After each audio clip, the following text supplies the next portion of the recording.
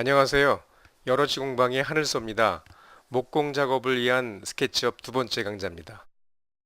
이번 강좌에서는 간단한 테이블을 직접 설계하면서 스케치업의 필수 기능에 대해서 알아보도록 하겠습니다.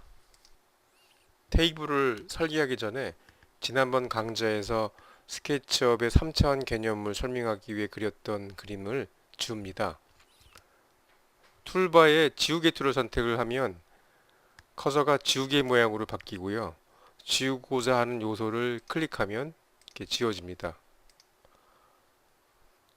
또 다른 한 가지 방법은 왼쪽 마우스 버튼을 누른 상태에서 요소 위로 끌면 파란색으로 지울 대상을 선택하게 되고, 버튼을 놓게 되면 선택된 요소들이 지워집니다.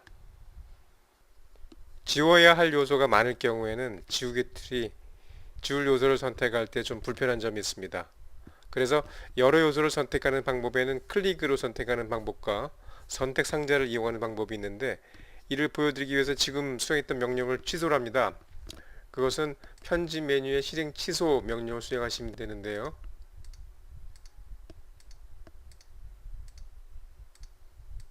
자, 이제 원상태로 돌아왔습니다.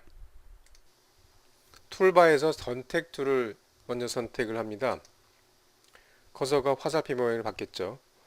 우선 클릭으로 선택하는 방법에 대해서 알아보겠습니다. 대상 면에 대해서 한번 클릭하거나 대상 선에 대해서 한번 클릭하게 되면 하나의 면이나 선에 대해서만 선택을 하게 됩니다. 해당 면에 대해서 두 번 더블 클릭하게 되면 해당 면과 연결되어 있는 선을 같이 선택을 하게 되고요. 해당 선을 더블 클릭하게 되면 해당 선과 연결되어 있는 면을 같이 선택하게 됩니다. 다음에는 이제 트리플 클릭인데, 해당 면을 세 번 클릭하게 되면, 트리플 클릭하게 되면 연결되어 있는 모든 엔티티를 선택하게 됩니다. 마찬가지로 해당 선을 트리플 클릭해도 연결되어 있는 모든 엔티티를 선택하게 됩니다. 자, 이때 키보드에 딜리트 키를 누르게 되면 선택된 모든 엔티티들을 삭제를 하겠죠. 지금부터 간단한 테이블을 설계합니다. 설계할 테이블은 높이가 750mm고요. 상판의 긴 쪽이 1200mm고 짧은 쪽이 750mm입니다. 상판의 두께는 30mm고 다리는 50mm 각재로 구성되어 있습니다. 상판의 다리와 다리를 연결하는 연결 부위를 A프론이라고 하죠. 긴 쪽 A프론입니다. 짧은 쪽 A프론입니다. 원래 화면으로 돌아가서요. 우선 테이블 다리를 그립니다. 다리는 720mm 길이에 50mm 각재로 되어 있죠. 직사각형 툴을 선택을 해서 원점에 한 점을 찍고요. 클릭을 하고 대각 꼭지점 위치에 커서를 위치하고 직접 수치를 입력해 줍니다. 그래서 50, 50이라고 입력을 해주면 엔터를 쳐주게 되면 한 변이 50인 정사각형을 그렸습니다.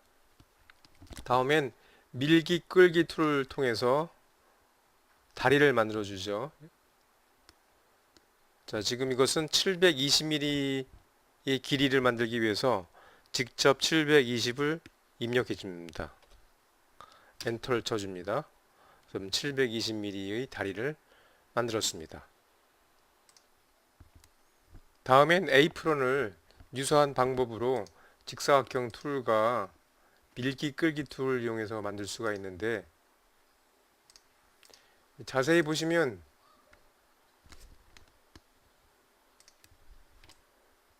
다리와 A프론이 합쳐져 있음을 알 수가 있습니다. 이렇게 합쳐져 있으면 다리만 이동 복사한다든가 하는 것이 어렵기 때문에 다리를 그룹으로 만들어집니다.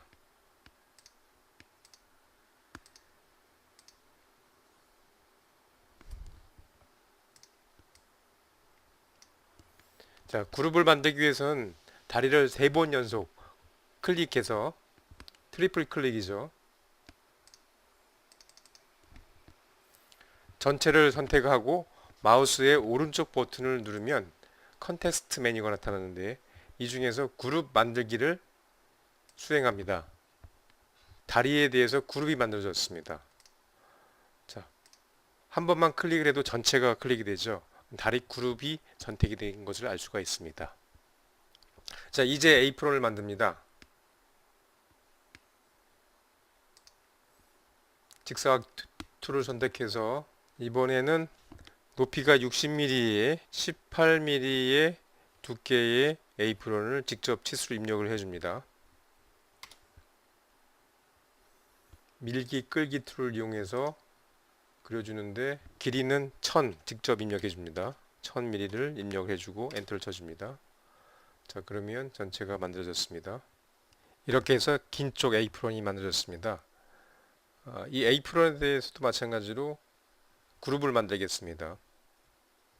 자, 트리플 클릭을 하고 오른쪽 버튼을 눌러서 그룹 만들기를 수행을 합니다.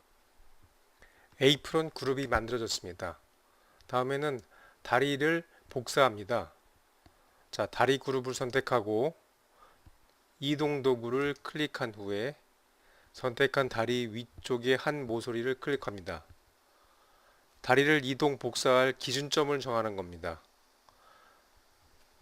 빨간 축의 오른쪽 방향으로 커서를 움직이게 되면 선택된 다리와 커서와 같이 이동하는 것을 볼 수가 있는데 이때 왼쪽 컨트롤 키를 누르면 이동하는 다리 외에 이동 전 위치에 동일한 다리가 생겨서 복사의 의미가 됩니다.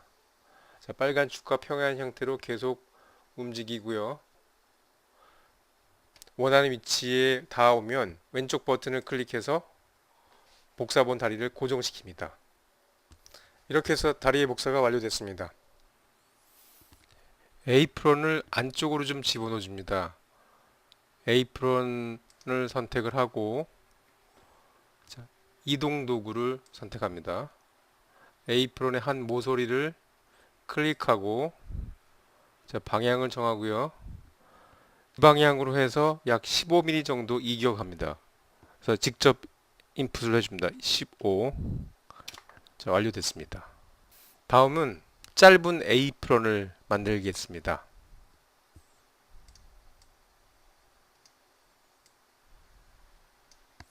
마찬가지로 직사각형 툴을 선택하고 치수를 입력합니다. 60에 18이었죠.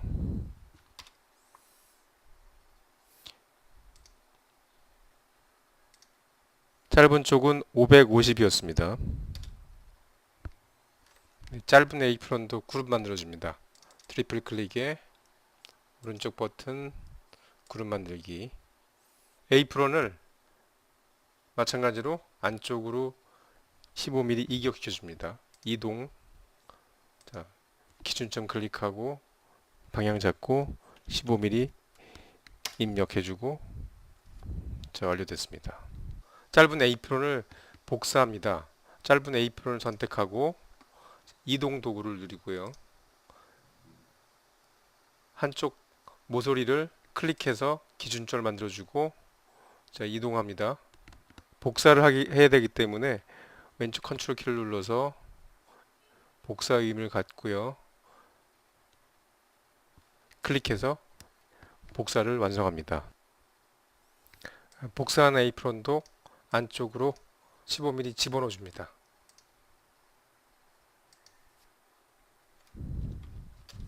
다음엔 다리와 긴 쪽 에이프론을 한꺼번에 복사를 합니다. 자, 복사하기 위해서 선택 상자를 이용해서 다리와 에이프론을 선택을 합니다. 자, 이동 도구를 선택하고 기준점을 잡고 이동하면서 컨트롤 키를 눌러서 복사 준비를 하고 녹색 축이라고 하는 메시지가 나타나도록 녹색 축에 평행하게 움직입니다. 이번에는 이동하는 거리 600mm를 직접 입력하겠습니다. 이렇게 해서 다리와 긴 쪽 에이프론을 복사가 완료됐습니다. 다음에는 상판을 만들 차례입니다. 사각형 툴 선택 후 테이블 다리의 한 모서리를 시작점으로 클릭합니다. 대각선 반대편 다리 모서리에 두 번째 클릭을 해서 사각형을 만듭니다. 밀기 끌기 툴을 이용해서 상판의 두께를 부여합니다. 30mm를 입력합니다. 상판의 두께를 구현했지만 상판이 좀 더 커질 필요가 있습니다. 각 면을 키워줍니다.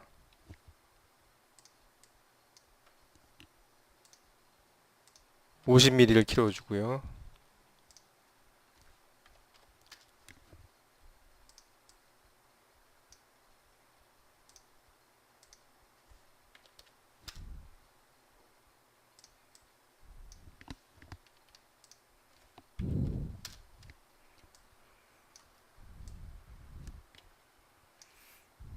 이렇게 해서 테이블이 완성됐습니다. 이것으로 목공 작업을 위한 스케치업 두 번째 강좌를 마칩니다.